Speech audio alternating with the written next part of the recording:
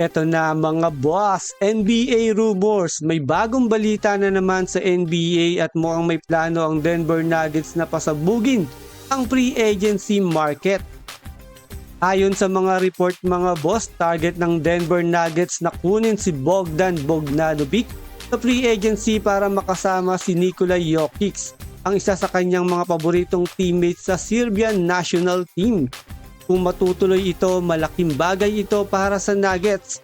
Alam naman natin kung gaano kagaling si Bogdanovic bilang shooter at scorer.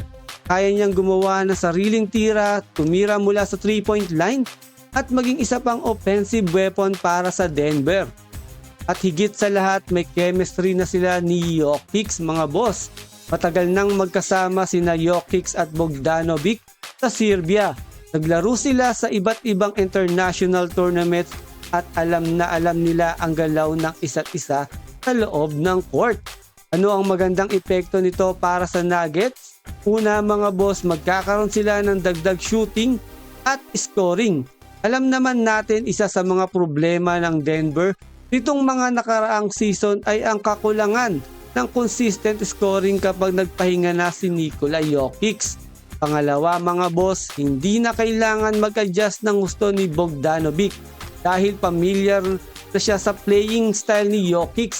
Posibleng maging mas mabilis ang kanilang chemistry kumpara sa ibang free agent acquisition. Pangatlo mga boss, magbibigyan si Jokic ng isa pang player na pinagkakatiwalaan niya sa mga importanteng possession. Pero may mga posibleng downside din. Una, hindi na bata si Bogdanovic. Habang mahusay pa rin siya sa offensively, may mga tanong tungkol sa kanyang defensive at durability sa mahabang NBA season. Pangalawa mga boss, may iba ring teams na maaring mag-alok sa kanya ng mas malaking kontrata. Kaya hindi garantisado na mapupunta siya sa Denver.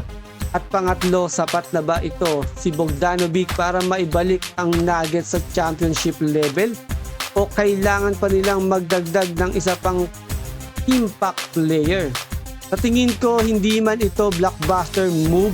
Isa itong move na may malaking epekto kapag pinagsama mo ang shooting ni Bogdanovic at playmaking ni Jokic. Pwedeng maging isa ito sa mga pinaka-dangerous offensive combinations sa NBA. Pero kayo ngayon mga boss ang tatanungin, ano ang opinion nyo sa magiging possible move nitong Denver Nuggets? Halina't pag-usapan natin yan.